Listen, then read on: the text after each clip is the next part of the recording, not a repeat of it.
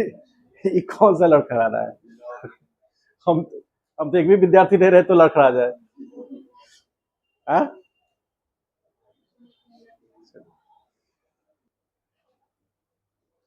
Plus charge, उसके बगल में हम एक और प्लस चार्ज रख रहे हैं, यहां भी प्लस चार्ज है, और उनके बीच का जो सेपरेशन है उसको हम आर मान ले रहे हैं। अब इस प्लस चार्ज के बीच में एक इमेजिनरी लाइन हम ऐसे ले रहे हैं। अब क्या होगा, इधर से इलेक्ट्रिक लाइंस इधर क्रॉस किया, इधर से इलेक्ट्रिक लाइंस इधर क्रॉस किया, आप इधर ले लीजिए इसको। अभी देखिए, सिर्फ ड्रॉ नहीं करना है,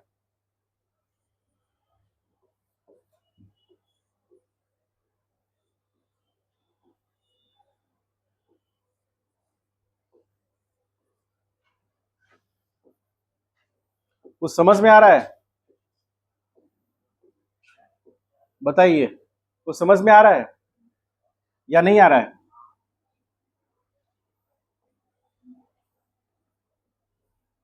शुभम, शुभम सुन ही नहीं रहा है वो। हाँ, ऐसे बोलोगे तो हम डर जाएंगे। हाँ, जैसे लग रहा है ना कि उसके जीवन मैंने ही बर्बाद किया है। ऐसा बात नहीं है।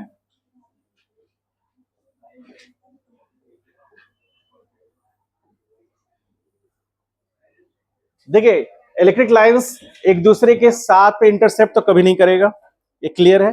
अब ध्यान से समझने वाली बात है, बैठो, आई कार्ड पहले कर लेके चलना, ठीक है? समझे? और नहीं विश्वास हो तो, मतलब कंफ्यूजन लगे तो फोन कर लेना कि सर मेरा आई कार्ड कहाँ रखा हुआ है। आइए यहाँ पर। अब इलेक्ट्रिक लाइंस एक दूसरे को इंटरसेप्ट करेंगे नहीं, ठीक है? साथ साथ अब यहाँ पर सिचुएशन क्या है कि रिपल्शन का है, तो इलेक्ट्रिक लाइंस एक दूसरे को ओवरलैप भी नहीं करेंगे और जस्ट उसके अपने साइड से ही कर्व लेंगे, ठीक है? तो प्लस चार्ज में ऐसा होगा, यदि यहां पर नेगेटिव चार्ज लें ए और ये बी है, नेगेटिव चार्ज लेंगे, मान लीजिए माइनस क्यू है, और यहां भी माइनस क्यू, इस सिचुएशन में मान लीजिए इनके बीच का सेपरेशन आर है और बीच में एक पॉइंट लेते हैं हम। अब इस सिचुएशन में यदि हमको इलेक्ट्रिक लाइंस दिखाने हैं तो यहां पर क्या होगा, इधर से रे इंटर कर रहा है, रे यहां इंटर कर रहा है,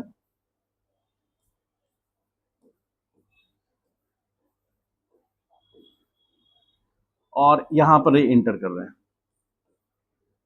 इसको थोड़ा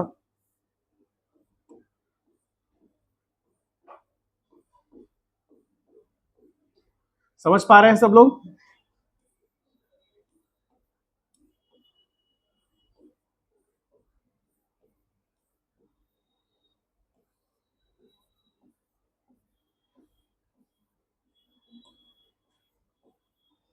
समझ पा रहे हैं? तो ऑरिजिनेट कहाँ होगा, प्लस चार्ज में तो ऑरिजिनेशन वहीं से है, लेकिन टर्मिनेशन इंफिनिटी पे होगा। लेकिन नेगेटिव चार्ज में चूंकि सोर्स कहाँ पर है, सोर्स में टर्मिनेट होगा, ऑरिजिनेट कहाँ से होगा, इंफिनिटी से। यहां भी लाइन एक दूसरे को इंटरसेप्ट नहीं करेंगे और एक दूसरे से दूर रहेंगे। अब यदि इनसे कॉमन, यहीं पे हम ड्रॉ कर देते हैं, यदि मान लीजिए कि इससे कॉमन हम एक बना दें, तो अब यदि मान लीजिए इससे कॉमन यहां पर हम लिख दें सी में, क्या लिख दें, यहां पर प्लस चार्ज है और कुछ दूरी पर यहां पर माइनस चार्ज है, इनके बीच का सेपरेशन आर है। अब ये सिचुएशन में क्या होगा, इसमें कोई सोच सकते हैं क्या होगा, यहां से प्लस चार्ज, तो प्लस चार्ज यहां से इंटर हो रहा है, सॉरी इस साइड में जा रहा है,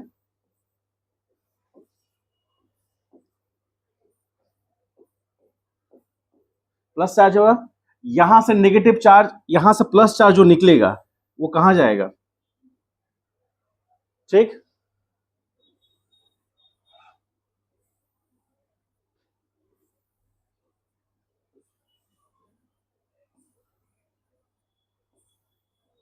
इस तरह से जाएगा, और यहां पर प्लस चार्ज, यहां से फिर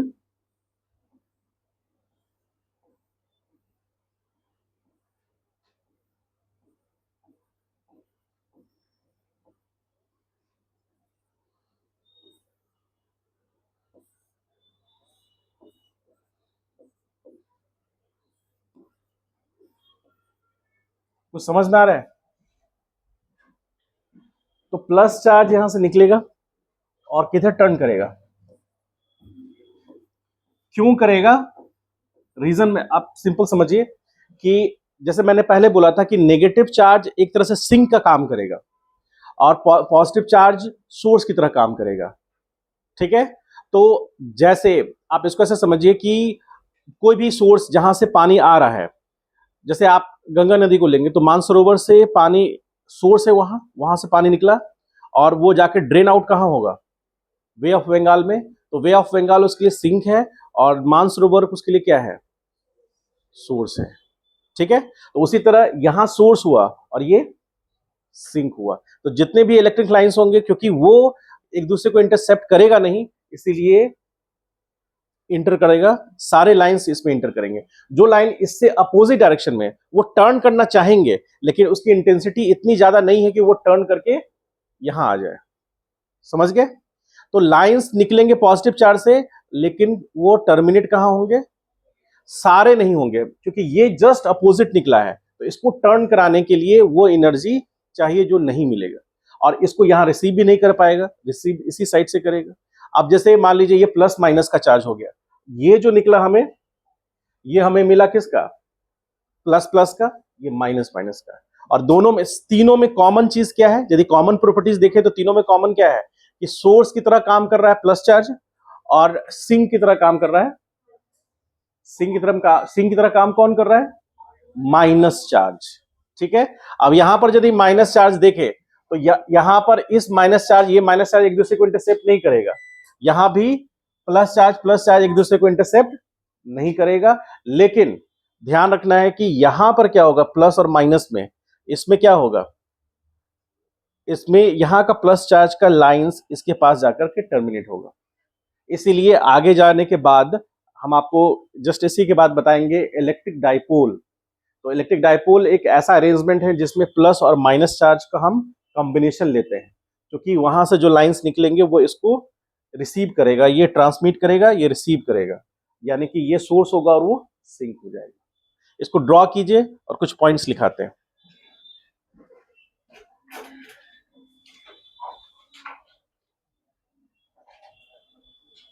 इतना ठीक है?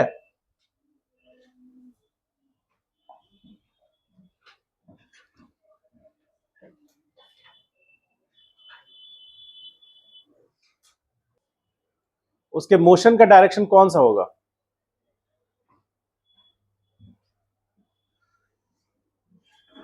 ये डायरेक्शन होगा ना, आई कैप। यानी कि यदि हम इसको देखें ऐसे, तो ये एक्स एक्सिस हो गया, ये वाई एक्सिस हुआ, और ये जेड एक्सिस हुआ। ठीक है, तो एक्स एक्सिस में हम आई कैप ले रहे हैं, यहाँ जे कैप ले रहे हैं, और यहाँ के कैप ले रहे हैं। इसके अकॉर्डिंग अभी चले तो यूनिफॉर्म इलेक्ट्रिक फील्ड का डायरेक्शन क्या है? यूनिफॉर्म इलेक्ट्रिक फील्ड का डायरेक्शन क्या है? बोलिए। यूनिफॉर्म इलेक्ट्रिक फील्ड का डायरेक्शन आई कैप, यानी कि पॉजिटिव एक्स एक्सिस है। अब यदि यहां पर इस पर फोर्स लगेगा तो ये किधर डिस्प्लेस होगा? पॉजिटिव एक्स एक्सिस में होगा। मान लीजिए कि ये रेस्ट से चलना स्टार्ट करता है, रेस्ट से, तो अकॉर्डिंग टू मैकेनिक्स, अब यहां पर क्या हो रहा है? बॉडी पर फोर्स लगा, यहां बॉडी कौन है? चार्ज पार्टिकल, इस पर फोर्स लगा और वो फोर्स नेट अमाउंट का है। तो उस बॉडी पर जो फोर्स लगा, तो बॉडी डिस्प्लेस किधर होगा? किधर होगा अविनाश? बोलो। ये ओ पॉइंट पर हमारा एक चार्ज रखा हुआ है क्यू नॉट, और यूनिफॉर्म इलेक्ट्रिक फील्ड में रखा है, तो वो चार्ज पर फोर्स लगेगा ना। आप कहेंगे सर मास कितना है? मान लीजिए मास उसका नहीं है, तो बॉडी पर फोर्स नहीं लगेगा क्या? आप ये फॉर्मूला पढ़े हैं, F is equal to M A. तो इसमें फोर्स तभी लगेगा ना जब मास होगा, नहीं तो यहां तो वो अप्लीकेबल ही नहीं होगा। कोई ऐसा बॉडी नहीं है जिसके पास मास नहीं हो। कोई ऐसा बॉडी है आपकी जानकारी में जिसके पास मास ना हो? हम फोटोन की बात नहीं कर रहे हैं, वो तो मॉडर्न फिजिक्स में अलग बात है, हम क्लासिकल मैकेनिक्स की बात कर रहे हैं। तो क्लासिकल मैकेनिक्स में कोई ऐसा बॉडी नहीं है जिसके पास मास नहीं होगा। मास तो होगा ही होगा। लेकिन मान लीजिए हमको मास के बारे में नहीं पता, हमको पता है उसके बारे में चार्ज। मास भी प्रॉपर्टी है किसी बॉडी का, चार्ज भी प्रॉपर्टी है। हमें मास नहीं पता, लेकिन उसका मैग्नीट्यूड, चार्ज की बात नहीं कर रहे हैं, मतलब मास की बात नहीं कर रहे हैं, हम चार्ज की बात कर रहे हैं। तो चार्ज भी उसका प्रॉपर्टी है ना। तो चार्ज है उसके पास और यूनिफॉर्म इलेक्ट्रिक फील्ड में रखा है, इसका मतलब हम कौन से फोर्स की बात कर रहे हैं? ये कौन सा फोर्स है? थोड़ा मैकेनिक्स समझ में आ जाएगा धीरे धीरे। मैकेनिक्स फिर आ रहा है कि नहीं आ रहा है? ये कौन सा फोर्स है? ये F इक्वल टू ma में F कौन सा फोर्स है? हाँ, नेट रिजल्टेंट फोर्स। तो ये कौन सा फोर्स? जैसे यहां पर तो ये इलेक्ट्रोस्टैटिक फोर्स है, यहां पर ये कौन सा फोर्स है?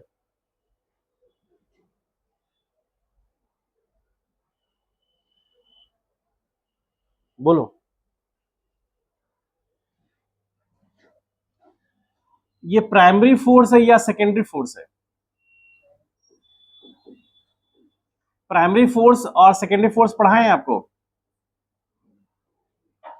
हाँ, कोई कुछ नहीं बोल रहा है। बताइए, प्राइमरी फोर्स और सेकेंडरी फोर्स पढ़ाए हैं?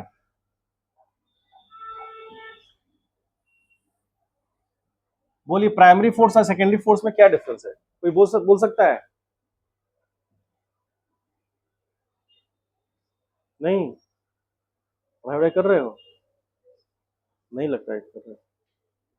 कोई बता देगा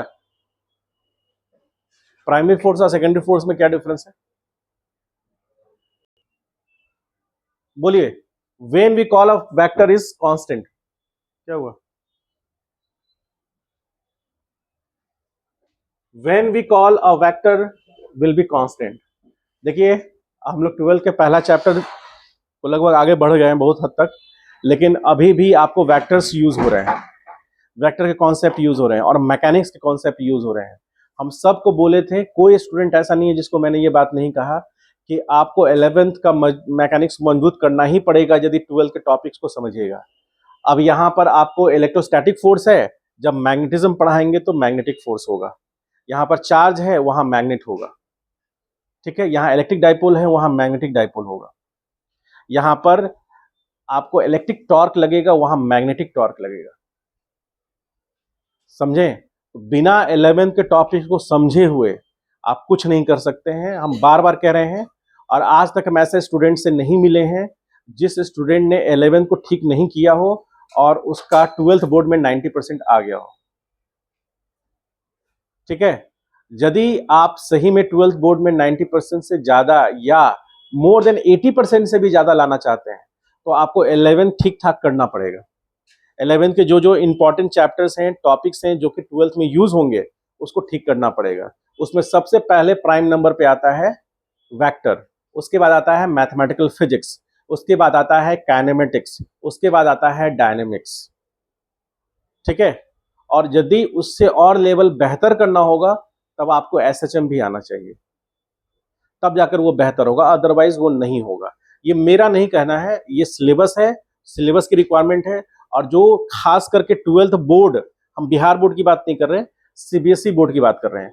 जितने स्टूडेंट 12th बोर्ड सीबीएसई से देने वाले हैं उनको यदि 90% से ऊपर लाना है, जो अभी का 3-4 साल का क्वेश्चन पूछा हुआ है, तो उनका तभी आएगा जब ये चीज वो कर लेंगे, अदरवाइज नहीं आएगा। फिर हमें नहीं कहिएगा कि सर, हम लोग को इसके लिए नहीं कहेंगे, आप खुद इसके लिए जिम्मेदार होंगे। तो ध्यान से देखिए यहाँ पर, तो ये वैल्यू यदि कांस्टेंट है, क्योंकि क्यू नॉट कांस्टेंट है, ई नॉट कांस्टेंट है और मास कांस्टेंट है, तो अब डायरेक्शन देखना होगा। तो डायरेक्शन कांस्टेंट है ही, क्यों? क्योंकि आई कैप यहां यूज हो गया, आई कैप यूज हुआ ना। देखिए यहां आई कैप यूज हुआ। अब जब आई कैप यहां यूज हो गया, मतलब डायरेक्शन भी कांस्टेंट हो गया, इसका मतलब वेक्टर कांस्टेंट है, एक्सेलेरेशन कांस्टेंट है। और जब एक्सेलेरेशन कांस्टेंट, जब जब एक्सेलेरेशन कांस्टेंट होता है तब क्या आता है?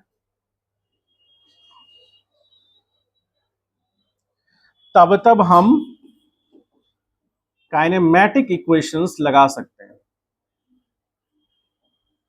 ठीक, कैसा इक्वेशंस लगा सकते हैं? v बराबर u प्लस ए टी लगा सकते हैं, s बराबर U T plus half A T square लगा सकते हैं, और v स्क्वायर बराबर यू स्क्वायर प्लस 2as लगा सकते हैं। ये तीनों इक्वेशंस हम लोग बहुत अच्छे से लगा सकते हैं। काहे, काहे मतलब वाई, क्यों लगा सकते हैं? बिकॉज, बिकॉज नहीं बोलना है, बिकॉज ए इज कांस्टेंट। ए क्या है? हाँ, तो ये तीनों क्वेश्चंस लगेंगे। अब एक बहुत बेहतरीन क्वेश्चन आपका इंतजार कर रहा है, इजाजत दे तो आगे बढ़े। ये सब छोटा मोटा है, बच्चा वाला, घर पे करते रहिएगा।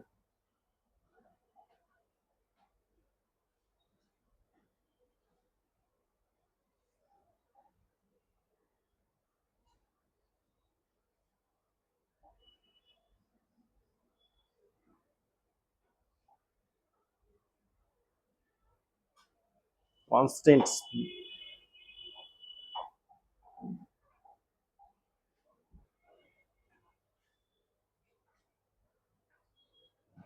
क्वेश्चन पढ़िए।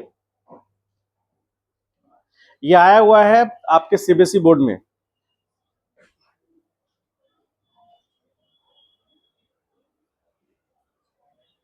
A particle of mass 10 to power minus 3 kg and charge 5 microcoulomb is thrown at a speed of 20 meter per second against a uniform electric field of a strength 2 into 10 to power 5 Newton per coulomb. That is most important part. क्या है? Uniform electric field है।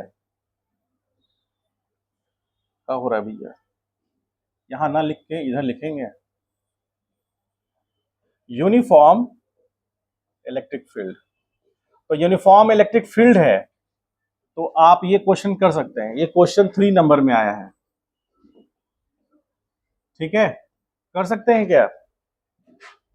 कर सकते हैं तो बना के दिखाइए, तो बना के दिखाइए सब लोग, बना के दिखाइए। इससे ये पता चल जाएगा कि हाँ आपका मैकेनिक्स ठीक है कि नहीं।